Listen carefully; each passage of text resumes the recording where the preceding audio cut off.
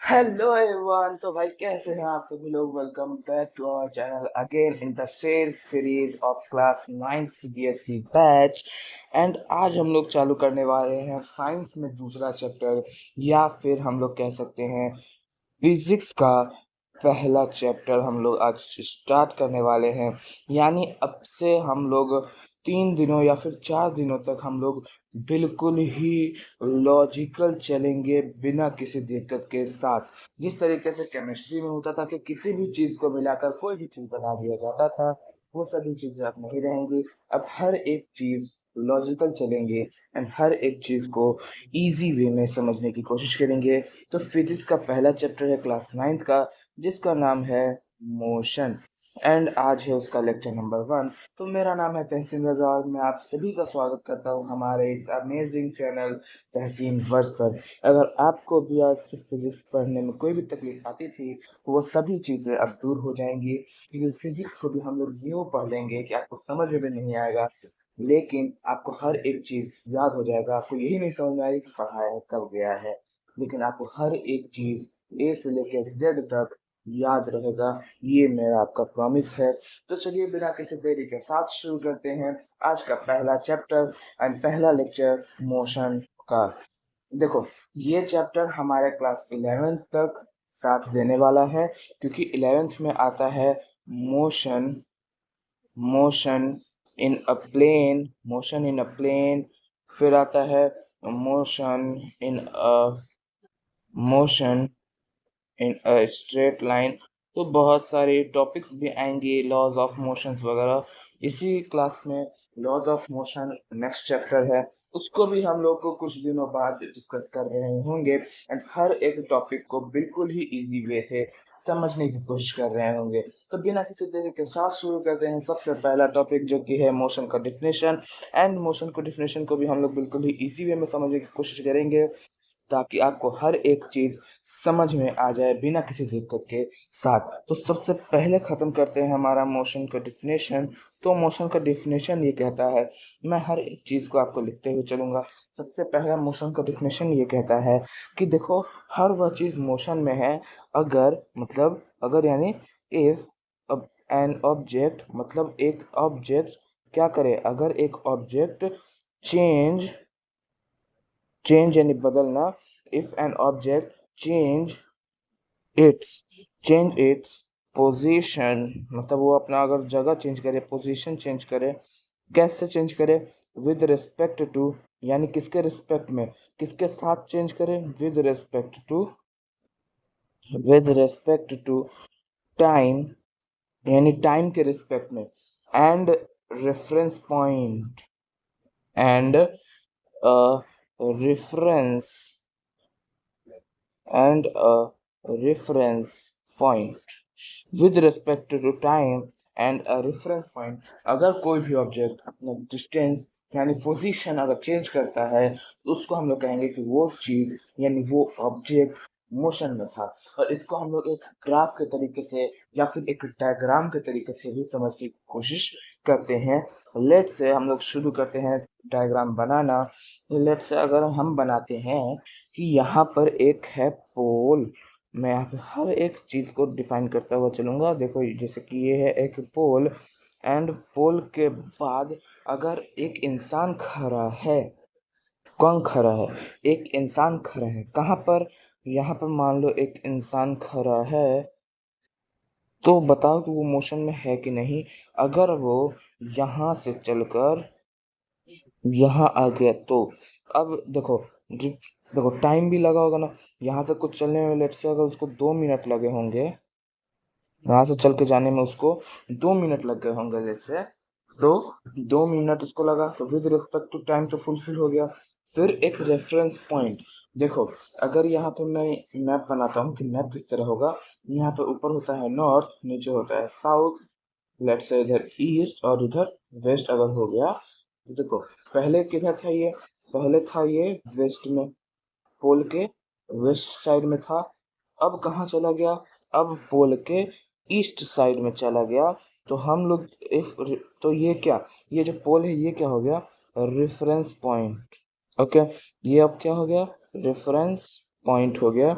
तो with respect to reference point हम लोग ये कह सकते हैं कि वो जो ऑब्जेक्ट था यानी वो इंसान था, वो किस चीज में था, वो मोशन में था, यानी वो वहां से मूव किया, यानी वेस्ट से ईस्ट की तरफ गया। और विद रिस्पेक्ट टू टाइम यानी उसको टाइम ट्रेवल तो नहीं कर सकते, लेकिन उसको कुछ डिस्टेंस कवर करने में कुछ टाइम लगा होगा, ये हम लोग इजीली कह सकते हैं। एंड हम लोग एक और चीज समझने की कोशिश करेंगे जो कि है graph. Position with respect to time का ग्राफ हम लोग समझने की कोशिश करेंगे, बिल्कुल ही इजी तरीके से उसको समझ लेंगे। लेकिन उससे पहले सेम तरीके का डायग्राम एक और बताता हूँ और उसको भी एक्सप्लेन करता हूँ कि उसमें हम लोग कैसे पहचानेंगे। लेट्स से अगर हम लोग ये कहें कि ये पोल है, ठीक, ये हमारे पास पोल है और हमको दिया गया है कि कोई भी ऑब्जेक्ट है जो कि 10 मीटर के दूरी पर है। ये नहीं पता है उसको, हमको कहीं पे भी हमको डायरेक्शन नहीं बताया गया था या कुछ और एक्सप्लेनेशन नहीं दिया गया था कि हम लोग पहचाने कि वो कितनी दूरी पर था, किस साइड था। हमको ये सब कुछ नहीं पता है। लेकिन वही ऑब्जेक्ट अब 10 मीटर इस साइड आ गया है, तब हम लोग कैसे पहचानेंगे कि वो 10 सेंटीमीटर नहीं बल्कि, भले 10 मीटर नहीं बल्कि वो मोशन किया है। अब वो इधर से लेके इधर आ गया था। पहले हम लोग देखो जांच पड़ताल करेंगे कि ये यहाँ से चल के यहाँ तक गया। अब देखो ये तो पता चल गया ना, चलना ही तो मोशन कहता है ना, तो हमको तो एक तरीका ये पता चल गया कि ये मोशन में था। दूसरा हम लोग ये पता करेंगे कि देखो जैसे यहाँ से चल के गया ना, तो हम लोग यहाँ से डिस्टेंस नापेंगे। देखो यहाँ पे 10 मीटर था, यहाँ पे अब लेट से 9 मीटर हो जाएगा, थोड़ा सा कम हो गया स्ट्रेट लाइन की वजह से। 9 मीटर के बाद अब इधर जब हम लोग बढ़ाएंगे तो यहाँ मान लो 6 मीटर हो गया। फिर यहाँ पे हम लोग का बढ़ गया, फिर ये हो गया मान लो 9 मीटर, फिर ये हो गया 10 मीटर। इस तरीके से जब भी कहीं का भी अगर डिस्टेंस घटे बढ़े, यानी वो किसमें था, वो मोशन में आया था, वो वहां से मूव कर चुका है। तो हम लोग इजीली इस तरीके से बता सकते हैं कोई भी ऑब्जेक्ट मोशन में था या नहीं था। हम लोगों ने इसको भी डिस्क्राइब कर दिया है।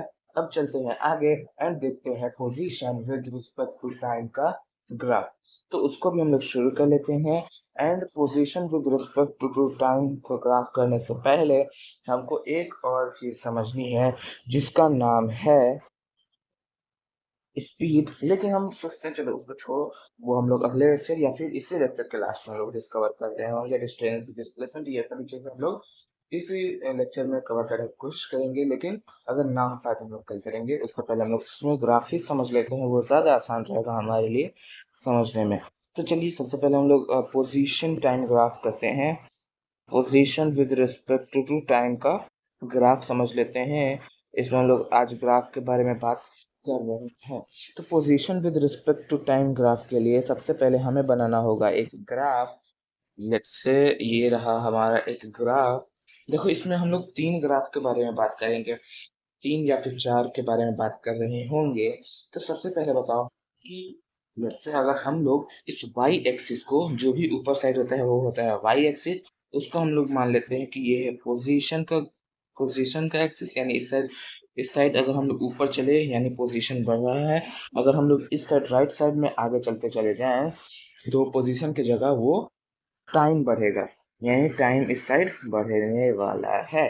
तो ये बताओ अगर ये ग्राफ इस तरीके से है तो ये क्या डिनोट करता है। तो देखो ये हम लोग कैसे पहचानेंगे। देखो यहाँ पे टाइम बढ़ रहा है, ये लेफ्ट साइड में जा रहा है ना, राइट साइड में ये नीचे होते हुए जा रहा है। तो यहाँ पे हमारा टाइम इज, देखो टाइम क्या हो रहा है, टाइम तो रुकने वाला है नहीं, वो तो हमेशा बढ़ता ही रहेगा। टाइम हमेशा बढ़ रहा है एंड जो पोजीशन है वो रिमेन्स सेम है, यानी जो t इज इक्वल टू 1 पे था वो t इज इक्वल टू 10 पे भी है, यानी सेम का सेम है। तो हम लोग ये कह सकते हैं कि वो पोजीशन चेंज नहीं कर रहा है और उसका जो टाइम है वो बढ़ता ही चला जा रहा है। तो वो ऑब्जेक्ट मोशन में था या नहीं ये बता दो मुझे।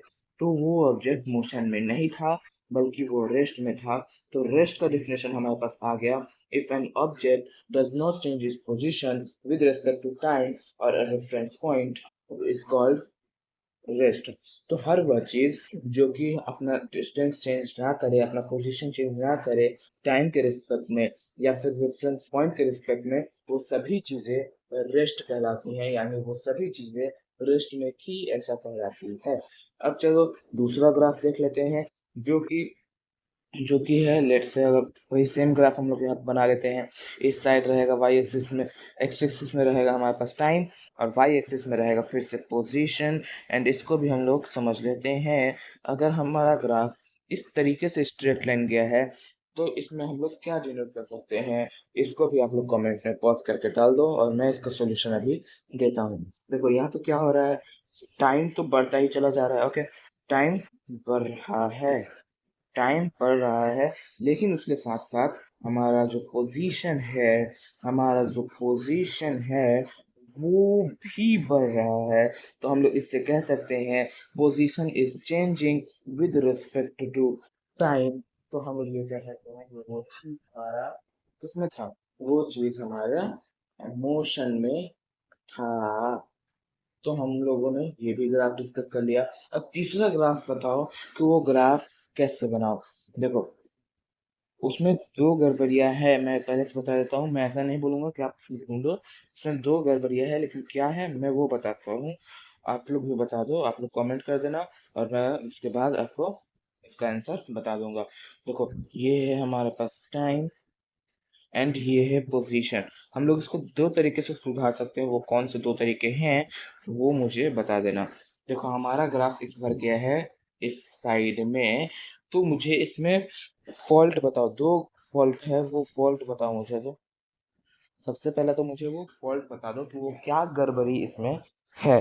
तो वो फॉल्ट, सबसे पहला हमारे पास जो फॉल्ट है वो है पोजीशन की जगह हम लोगों ने टाइम लिख दिया है, पोजीशन के जगह हम लोगों ने टाइम लिख दिया है एंड टाइम की जगह पे पोजीशन लिख दिया है। पहला डिफरेंस तो यहीं पर है, क्योंकि अब देखो ये हम अब कैसे पता चला, अब ये भी हमारा फॉल्ट है कि टाइम, यहाँ पे देखो टाइम बढ़ ही नहीं रहा है, time is not increasing and position is increasing which is not possible in the universe. कहीं पे भी ये पॉसिबल होगा ही नहीं, तो ये ग्राफ ही हमारा गलत है। तो यही चीज मैंने आपको फाइंड करने के लिए बोला था। तो चलिए अब शुरू करते हैं डिस्टेंस एंड डिस्प्लेसमेंट, और उसको भी आज हम लोग खत्म करेंगे एंड देखते हैं कि स्पीड आज हम लोग कवर कर पाते हैं या नहीं। अगर नहीं तो हम लोग उसको अगले लेक्चर में कवर कर रहे होंगे। तो सबसे पहले समझ लेते हैं व्हाट इज, देखो मैं लिख देता हूँ, व्हाट इज डिस्टेंस। तो हम लोग अभी समझेंगे क्या distance, dis distance. Okay, something issue. सबसे पहले हम लोग समझ लेते हैं जिसका नाम है distance. What is distance? Distance is the actual path, distance is actual path travelled, यानी जिस रास्ते से कोई भी चीज ट्रेवल करके गया है वह पूरे एक्चुअल पाथ ट्रेवल लेंथ, यानी क्या होगा ये, देखो एक्चुअल पाथ यानी अगर मैं लेट से यहाँ पे खड़ा हूँ एंड यहाँ के साथ साथ अगर मैं यहाँ तक गया, मैं अब यहाँ पर हूँ, ये आपको दिख रहा है ना डायग्राम की मदद से, लेकिन यहाँ इसमें मेरा डिस्टेंस क्या है, डिस्टेंस है 10 मीटर। अगर मैं यहीं से चल के ऐसे ऐसे ऐसे करके, जिस तरीके से लड़कियां बोलती है, सॉरी एक मीम भी चला था, अगर मैं उस तरीके से भी आऊँ, लेकिन इसमें डिस्टेंस क्या होगा, इसमें डिस्टेंस है ये वाला, लेकिन मैं क्योंकि मैं इस बार इस तरीके से मैं आया हूँ तो अब ये डिस्टेंस ये हो जाएगा। अब ये डिस्टेंस चेंज हो गया, पहले जो डिस्टेंस ये था अब ये डिस्टेंस ये हो गया। अब समझ लेते हैं डिस्प्लेसमेंट एंड दोनों में अंतर समझेंगे अगले पेज में। तो सबसे पहले हम लोग टॉपिक समझ लेते हैं जिसका नाम है डिस्प्लेसमेंट, जिसका नाम है डिस डिस्प्लेसमेंट। डिस्प्लेसमेंट क्या होता है, अगर आप लोगों ने अपने स्कूल में पढ़ रखा हो तो आप ये समझ सकते हैं कि displacement is the shortest path, shortest path between any two points, between any two points, यानी किसी भी दो पॉइंट्स के बीच का सबसे छोटा जो रास्ता होगा वही हमारा डिस्प्लेसमेंट होगा। अगर मैं इसका एक उदाहरण दूँ तो वो ये है जो हम लोगों ने पिछले स्लाइड में बात किया था। अगर मैं यहाँ पर हूँ एंड मैं अब यहाँ पर जाके खड़ा हूँ तो हमारा इसमें जो डिस्टेंस था वो 10 मीटर था। तो देखो सबसे छोटा पॉइंट क्या है इसमें, सबसे छोटा पॉइंट है यही वाला। तो हमारा डिस्प्लेसमेंट भी 10 मीटर हो गया, यानी जो स्ट्रेट लाइन होगा उसमें डिस्प्लेसमेंट एंड डिस्टेंस इक्वल होगा। लेकिन अगर हम लोगों ने घूम घूम के या फिर सर्कुलर मोशन में किसी भी तरीके से अगर हम लोगों ने बात किया और यहाँ पर आ गया तो इसमें ये क्या है, ये हो जाएगा हमारा डिस्टेंस, ये हमारा हो जाएगा डिस्टेंस एंड डिस्प्लेसमेंट क्या होगा, डिस्प्लेसमेंट अभी भी यही जो नीचे वाला स्ट्रेट लाइन है, अभी भी हमारे पास जो डिस्प्लेसमेंट है वो यही रहेगा। Displacement is never change, displacement is always a straight line between any two points whenever is it's real और नॉट। अगर वो रियल है वो भी वही डिस्प्लेसमेंट है, अगर वो रॉन्ग है यानी कहीं हमारा इमेजिनेशन है किसी भी दो पॉइंट के बीच में जो स्ट्रेट लाइन गुजरेगा वही हमारा डिस्प्लेसमेंट रहेगा। अगले वीडियो में या फिर इसी वीडियो के बाद में मैं एक और वीडियो डालने वाला हूँ जिसमें मैं आपको डिस्प्लेसमेंट एंड डिस्टेंस का बिल्कुल सिमुलेशन करके दिखाऊंगा 3D में, और आप लोग उसमें बताना कि क्या आपको समझ में आया या नहीं। अब देखो डिस्प्लेसमेंट एंड डिस्टेंस कैसे पता करेंगे, तो देखो आपको एक फॉर्मूला याद होगा, सर्कल का सरकमफ्रेंस, सर्कल का सरकमफेरेंस यानी पूरा पेरीमीटर ऑफ सर्कल, उसको हम लोग सरकमफेरेंस होता है, फेरेंस, सरकमफेरेंस, जिसका वैल्यू है 2 पाई r है। और देखो अगर एक सर्कल मैं बना लेता हूँ यहाँ पर with the help of the geometry box, sorry ये हमारा बन गया स्क्वायर, मैं बना लेता हूँ सर्कल। देखो हमारा यहाँ पे सर्कल बन के तैयार है। अब हम लोग इस पे बात कर लेते हैं। तो सर्कल अगर हम लोगों ने यहाँ पे बना लिया, अगर मैं यहाँ पर खड़ा था, एक मिनट, अगर मैं यहाँ पर खड़ा था और यहाँ से चलकर यहाँ आया, यहाँ से चलकर यहाँ आया, और इसका जो रेडियस है यानी बी, एक मिनट इसको मैं कर देता हूँ पॉज ताकि ये हिल डुल ना, लॉक कर दिया, ठीक है। अब देखो ये जो हमारा इसका जो रेडियस था वो है 7 सेंटीमीटर। अब बताओ कि इसका डिस्टेंस क्या है, तो डिस्टेंस तो पूरा रहेगा यानी 2 पाई r। तो देखो 2 पाई r मैं यहाँ पे लिख लेता हूँ, r का वैल्यू हम लोग रखेंगे, पाई का वैल्यू होता है 22/7 जो कि मैंने फर्स्ट चैप्टर में बता रखा है। तो देखो 2 × 22/7 एंड रेडियस का वैल्यू एग्जैक्टली हमारे पास हो जाएगा 7, एंड 7 से 7 ऊपर वाला कट जाएगा, 7 से 7 ये कट गया, तो हमारा आंसर आ गया 44 सेंटीमीटर आ गया डिस्टेंस। डिस्टेंस कितना आ गया 44 सेंटीमीटर, लेकिन हमारे पास डिस्प्लेसमेंट क्या आ जाएगा, 0 होगा डिस्प्लेसमेंट। किस वजह से, देखो हम लोगों ने जहाँ से चालू किया था वहीं पे हम लोग आकर रुक गए हैं। तो किसी भी जो एक पॉइंट से हम लोग चालू किए और उसी पॉइंट पे आकर रुक गए तो यहाँ के बीच में कोई भी शॉर्टेस्ट डिस्टेंस बनता ही नहीं है। और जब कोई भी डिस्टेंस अगर कवर ना हो तो उसको हम लोग बोलेंगे 0 सेंटीमीटर या फिर मीटर, जो आपको लगाना हो वो आप लगा सकते हैं, हर एक आंसर सही माना जाएगा। क्योंकि 0 सेंटीमीटर को अगर हम लोग मीटर में कन्वर्ट करें यानी 100 से डिवाइड कर दें तो भी हमारा 0 ही आंसर आने वाला है, या फिर 0 मीटर को अगर हम लोग 0 सेंटीमीटर में कन्वर्ट करें तो भी हमारा 0 ही आने वाला है, चाहे हम लोग किसी भी नंबर से डिवाइड या फिर मल्टीप्लाई कर दें। तो हमारा डिस्प्लेसमेंट हमेशा इस केस में 0 आने वाला है। लेकिन अगर हम लोग सर्कल को आधा ही कवर करें तब हमारा डिस्टेंस या फिर डिस्प्लेसमेंट कितना आएगा उसको देखना बहुत ज़्यादा ज़रूरी है, और आप लोगों के लिए समझने के लिए भी वो बहुत ज़्यादा ज़रूरी है। तो देखो फिर से मैं उसका जो रेडियस है वो मान लेता हूँ 7 सेंटीमीटर, और हम लोग इस बार यहाँ से चल के यहाँ तक आ गए हैं।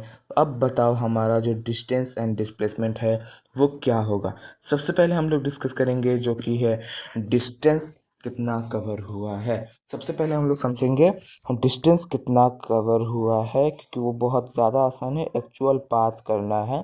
तो देखो डिस्टेंस कितना हो जाएगा। डिस्टेंस हो जाएगा हमारे पास 2 पाई आर का आधा। देखो 2 पाई आर कितना होगा, ये पूरा का होता है ना 2 पाई आर, तो ये पूरा का होता है, लेकिन हम आधा ही चले हैं तो इसलिए 2 पाई आर का आधा। तो ये 2 से ये 2 हमारा कट जाएगा, एंड जब ये दोनों 2 कट जाएगा तो हमारा आंसर आएगा पाई आर। तो पाई की जगह पे हो जाएगा 22/7 इंटू 7। 7 से 7 कट जाएगा तो हमारा आंसर आ जाएगा 22 सेंटीमीटर। लेकिन अगर हम लोग डिस्प्लेसमेंट की बात करें, shortest distance between any 2 points, तो हम लोग यहाँ से यहाँ चलेंगे, फिर यहाँ से यहाँ आ जाएंगे। तो यहाँ पर हमारा एक रेडियस आया, ये यहाँ पे दूसरा रेडियस आया, तो यानी हमारा जो डिस्प्लेसमेंट है वो आ जाएगा 2r। यानी displacement is equals to 2r, तो जिसका वैल्यू हो जाएगा 2 × 7, जो कि बराबर हो जाएगा 14 सेंटीमीटर। तो देखो ये कैसा आंसर आ गया। एक और पॉइंट जो मैं लिखवाना चाहता हूँ, मैग्नीट्यूड ऑफ डिस्टेंस। आज थोड़ा सा पेन में ज़्यादा इशू आ रहा है, सॉरी, मैं इसको फिर से सॉल्व करवाने की कोशिश करूँगा। तो जो डिस्टेंस है, magnitude of distance which is always greater than और equal to the magnitude of displacement. Okay, displacement, मैं इसका मीनिंग समझा देता हूँ कि जो भी हमारा डिस्टेंस का जो वैल्यू आएगा, लेट्स से अगर 10 आ रहा है तो डिस्प्लेसमेंट भी या तो 10 आ सकता है यानी इक्वल आएगा, या फिर ये हमेशा छोटा ही रहेगा, लेकिन इससे बेसी कभी नहीं हो सकता। यानी हम लोग ये कभी नहीं देखेंगे कि displacement is greater than distance. ये हम लोग कभी नहीं देखने वाले हैं ज़िंदगी भर में। हम लोग ये कहीं नहीं पढ़ेंगे कि displacement is greater than distance, ये हम लोग कहीं नहीं देखने वाले, क्योंकि हमेशा शॉर्टेस्ट डिस्टेंस को ही डिस्प्लेसमेंट बोलते हैं, एंड उससे छोटा डिस्टेंस हमारा हो ही नहीं सकता। तो डिस्टेंस कैन नेवर बी, और देखो डिस्टेंस कभी भी निगेटिव नहीं होगा। ओके, डिस्टेंस कभी भी निगेटिव नहीं होगा। चलो अब यहीं पर हमारा आज का सेशन समाप्त करते हैं, क्योंकि टाइम बढ़ रहा है बहुत ज़्यादा तेज़ी से, और जो बाकी कॉन्सेप्ट्स हैं वो हम लोग कल बात कर रहे होंगे बिल्कुल इजी तरीके से। तो आज के लिए भाई भाई thank you for watching this complete video. अगर आपको अच्छा लगे तो लाइक सब्सक्राइब ज़रूर करना, क्योंकि I need support of you. देखो इसका आज का जो नोट्स है वो अभी डिस्क्रिप्शन में मैं डाल दूंगा, अभी आपको मिल जाएगा डिस्क्रिप्शन, और डिस्क्रिप्शन में ही मेरे टेलीग्राम का लिंक है। आप लोग वहाँ पे जाके मेरे चैनल को सब्सक्राइब कर सकते हैं। मैं उसमें भी हर एक चीज़ का नोट्स डाल रहा हूँ। अभी कुछ टॉपिक्स का यानी कुछ लेक्चर्स का नहीं डाला, वो भी मैं डाल दूंगा। तो बाय बाय, मिलते हैं नेक्स्ट वीडियो में, तब तक के लिए बाय बाय, टाटा। और जो भी टीपीपी में क्वेश्चंस हैं या फिर मेरे जो क्लास नोट्स है जो मैंने यहाँ पे लिख रखा है, वो सभी चीज़ें आपको दोबारा पढ़नी है। डीपीपी को हर एक तरीके से सॉल्व करना है, या फिर आपको कितना भी फॉर्मूला लगाना हो। देखो आज के डीपीपी में हो सके तो 10 ही क्वेश्चन हो या फिर 9 ही क्वेश्चन हो, जितना हो सके उतना ही मैं दूंगा, एक्स्ट्रा में नहीं लेकर आऊंगा, क्योंकि आज मैंने कोई भी फॉर्मूला नहीं पढ़ाया है।